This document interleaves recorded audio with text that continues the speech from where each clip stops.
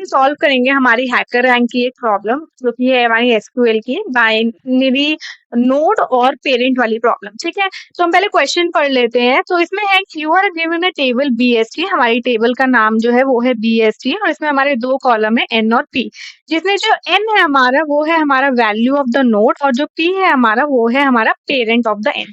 ठीक है, हमें एक टेबल दी हुई है, एग्जाम्पल टेबल, और हमें तीन चीजें मांगी हुई है। हमें एक क्वेरी लिखनी है जिसमें जो आउटपुट है वो हमारी इन तीनों में से कोई एक होनी चाहिए। या तो हमारी आउटपुट में रूट लिखा होना चाहिए, लीफ लिखा होना चाहिए, या इनर लिखा होना चाहिए। ठीक है, रूट वो होता है जिसका कोई पेरेंट नहीं होगा। ठीक है, लीफ वो होगा जिसका कोई चिल्ड्रन नहीं होगा, उसका पेरेंट तो होगा बट उसका चिल्ड्रन नहीं होगा। और इनर हम उसे बोलेंगे जो कि ना ही रूट होगा ना ही लीफ होगा, उसको हम इनर बोलेंगे। ठीक है, तो हम देख लेते हैं। इसमें हमें सैंपल इनपुट दी गई है, ये हमें एक कॉलम दे दिया गया है सैंपल इनपुट का।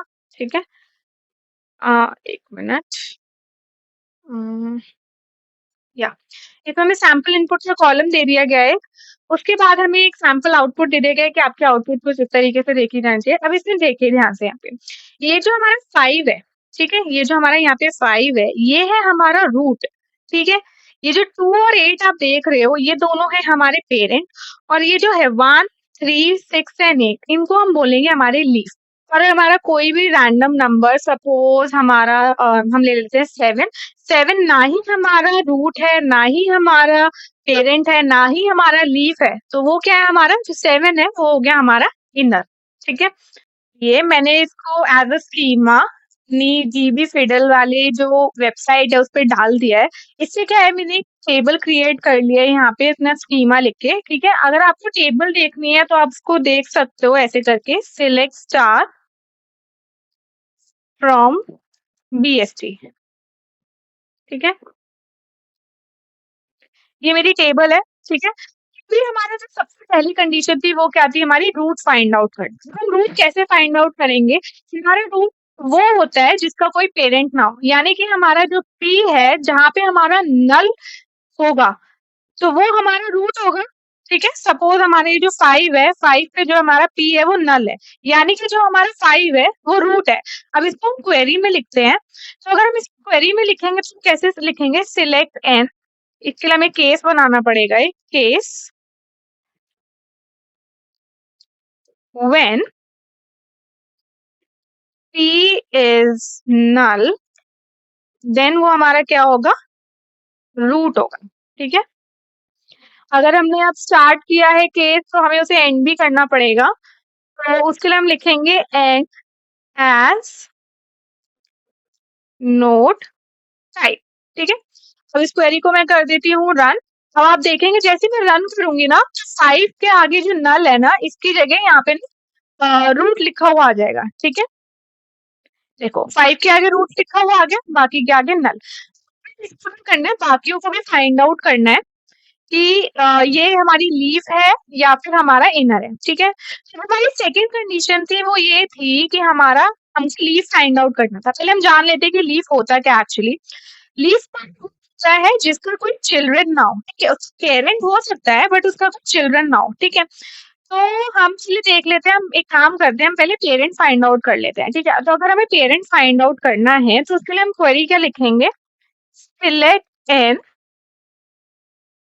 ठीक है, सिलेक्ट डिस्टिंक्ट पी, या अगर हमारे जो की है वो हमारे बहुत सारे भी हो सकते हैं। ठीक है, तो हम डिस्टिंक्ट वैल्यूज देखेंगे उसकी। ठीक है, select distinct P from BST, जो हमारा टेबल का नाम है, वेयर, अब हमें फाइंड आउट करना है कि हमारा पेरेंट कौन सा है। ठीक है, तो अगर हमें फाइंड आउट करना है कि हमारा पेरेंट कौन सा है, तो हमारा जो पी है वो नल नहीं होना चाहिए, where P is not null. ठीक है,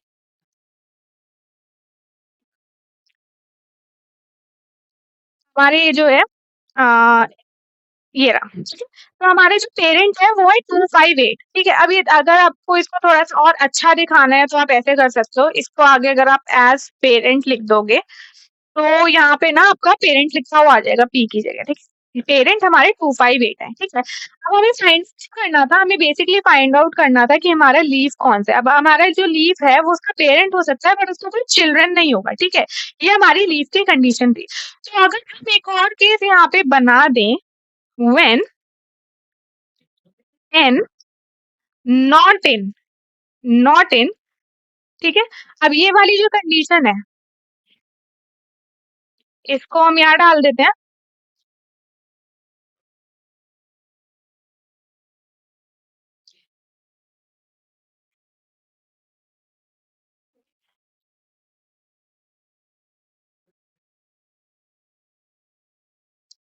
from BST where P is not null ठीक है।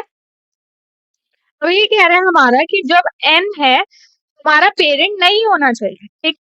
तो select distinct P from BST, इसका भी मैंने आउटपुट दिखा दिया था कि आपके जो पेरेंट है वो 258 होंगे, तो जो 258 के अलावा जो हमारे नंबर्स होंगे वो हमारे लीफ होगा है ना। तो हम लिख रहे हैं व्हेन n नॉट इन, जब हमारा n जो है वो नहीं होगा पेरेंट ठीक है, तो वो क्या होगा हमारा, देन लीफ होगा हमारा, तो हम LEAF लीफ टाइप कर देंगे ठीक है। अब इसमें कर लेते हो रन, अभी सक्सेसफुली हमारी क्वेरी रन कर गया। तो अभी आप देखोगे यहाँ पे हमारा जो 2 8 और 5 2 8 था है ना, जो हाँ 2 8 था हमारा, 5 तो हमारा रूट हो ही गया था ठीक है, बचा था हमारा जो प्रीवियस क्वेरी थी उसमें हमारा जो पेरेंट आया था वो आया था हमारा 258 आया था, 5 तो हमारा रूट हो ही गया था, बचा हमारा 2 और 8। तो अभी आप देखोगे 2 और 8 जो है उसके आगे हमारा नल लिखा हुआ है, क्योंकि ये तो क्या है हमारे, ये तो हमारे पेरेंट है ठीक है। जो बाकी चीजें हैं हमारी 1 3 6 और 9 इनके आगे हमारा लीव लिखा हुआ है, क्यों, क्योंकि ये वो है जिनका कोई चिल्ड्रन नहीं है ठीक है। तो अभी हमारी जो तीसरी कंडीशन थी वो क्या थी, तो हमारी तीसरी कंडीशन ये थी कि जो भी हमारा रूट नहीं है और ना ही हमारा लीफ है तो वो हमारा क्या है, वो हमारा इनर है। तो सिंपल है, हमारी लास्ट एक कंडीशन बची है उसे हम एल्स में डाल सकते हैं ठीक है। तो इसमें लिख देंगे एल्स एल्स इनर ठीक है। तो इसमें हम लिख देते हैं एल्स